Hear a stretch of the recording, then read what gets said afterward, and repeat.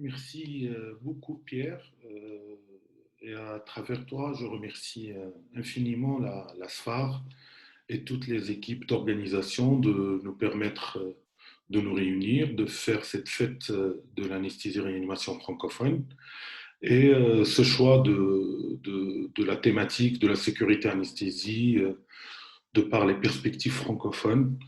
Donc, c'est une occasion extrêmement importante. Avant de commencer, je voudrais exprimer mes condoléances à tous mes amis français et francophones qui ont côtoyé le professeur Jean-Pierre Estève, qui est un grand nom de l'anesthésie-réanimation francophone. Euh, que Dieu l'ait en sa sainte miséricorde. Donc, concernant la première thématique de l'organisation de l'anesthésie dans les pays francophones, il y a plusieurs contraintes. D'abord, l'anesthésie va subir la contrainte du système de santé dans les pays, que ce soit au niveau du financement et éventuellement ce qui est attribué à la santé en matière de PIB et de financement de la santé. La sécurité sociale pose un problème dans la majorité de ces pays, et puis il y a énormément d'inégalités territoriales et sectorielles. La sécurité en anesthésie se confronte aussi aux problèmes législatifs dans les différents pays par rapport à la protection des patients, par rapport aux lois sur la responsabilité médicale.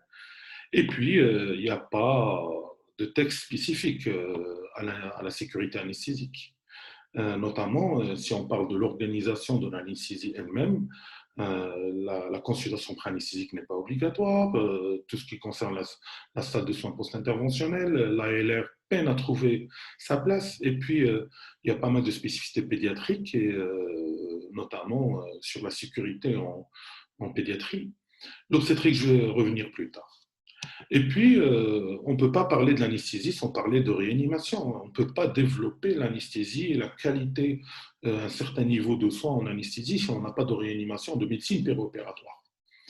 Les anesthésistes réanimateurs francophones aussi se confrontent dans plusieurs pays à non seulement s'occuper de l'anesthésie et de la réa, mais aussi des soins palliatifs et la douleur, et dans plusieurs pays aussi de la médecine d'urgence et préhospitalière. Et donc, ça fait des problèmes d'organisation. On est impliqué partout et la sécurité en anesthésie va subir ces problèmes organisationnels. Et puis, ces derniers temps, il y a l'émergence de problématiques médico-légales.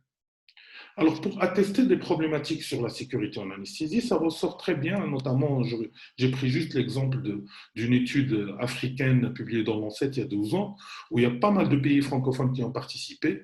Et donc, comme vous voyez ici, ben, la mortalité post-opératoire liée à des complications post-opératoires est beaucoup plus élevée dans nos pays africains.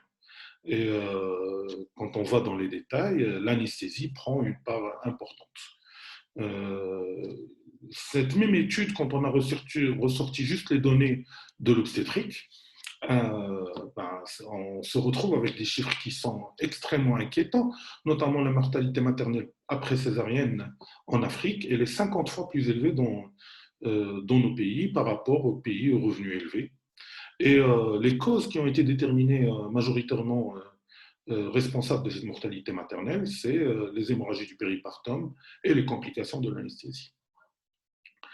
Donc forcément, il y a une marge de manœuvre extrêmement importante.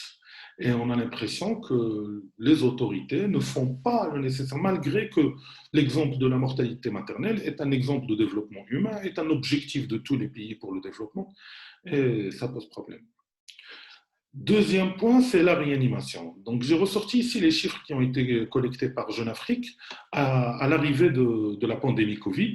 Et donc, c'est des chiffres de nombre de lits de réanimation dans les différents pays, quoique la majorité des pays ont upgradé leur capacité habituelle en réanimation. Et comme vous voyez ici, c'est les capacités pour tout un pays de réanimation qui, durant une pandémie, ils ont été détournés vers la Covid. Et donc, quel est le devenir de la prise en charge des autres malades, du périopératoire? Donc, forcément, vous réalisez qu'on ne peut pas parler de sécurité d'anesthésie si on a autant de problématiques d'organisation de la réanimation un petit peu partout.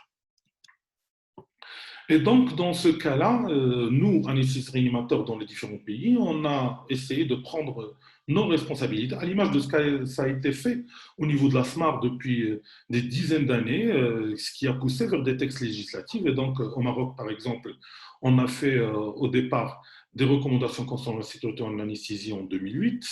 Et puis, on a essayé de collaborer avec nos collègues maghrébins et on a publié un référentiel commun sur la sécurité en anesthésie qui a eu un impact très important, particulièrement en Algérie, par un texte de loi, mais ça ne concernait que les infirmiers anesthésistes.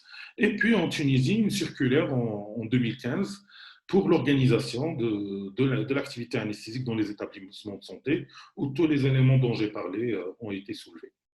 Le problème, c'est que... Et puis, le seul autre pays sur lequel je suis au courant qu'il y ait un texte de loi, c'est le Congo.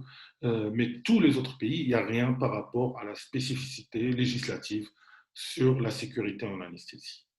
Donc, nous, au Maroc, on a vu qu'on a fait tout ça. On a essayé, par exemple, d'établir d'autres référentiels. On a réactualisé ici, en 2016, les normes, les recommandations sur la sécurité en anesthésie, en se basant sur la déclaration des signes, que je vais revenir plus tard. Mais aussi, on a établi pour la première fois du norme en réanimation. Puis, en 2018, des recommandations sur la sédation hors bloc.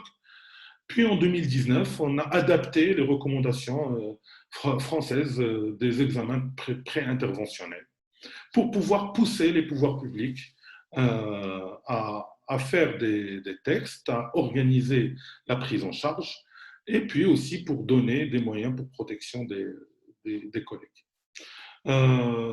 Sur le plan international, on a adhéré à la déclaration de Helsinki. Donc, j'ai moi-même signé à Berlin en 2015 la déclaration de Helsinki. Et puis, on s'est organisé dans les pays africains francophones pour organiser une signature commune lors du congrès de l'AFMAR en 2016 avec 9 sociétés savantes africaines représentant 15 pays qui ont signé cette déclaration. On s'est dit, avec cette déclaration de Helsinki, on va aller faire un plaidoyer pour l'anesthésie-réa. Et on a participé dans ce cadre-là, toutes les sociétés savantes, à valider les recommandations qui ont été rédigées par la WFSA et adoptées par l'OMS concernant les normes internationales pour une pratique sécuritaire de l'anesthésie, qui ont été publiées, où il y a beaucoup de choses sur l'organisation, notamment les niveaux de soins, et pour pousser les gouvernements à adopter, à changer les choses. Mais on se retrouve confronté à pas mal de problèmes, ça n'arrive pas à passer. Et pour ça qu'on insiste sur la communication. On fait beaucoup de communication partout dans les pays. Les animateurs font de leur mieux pour améliorer les choses sur le plan organisationnel.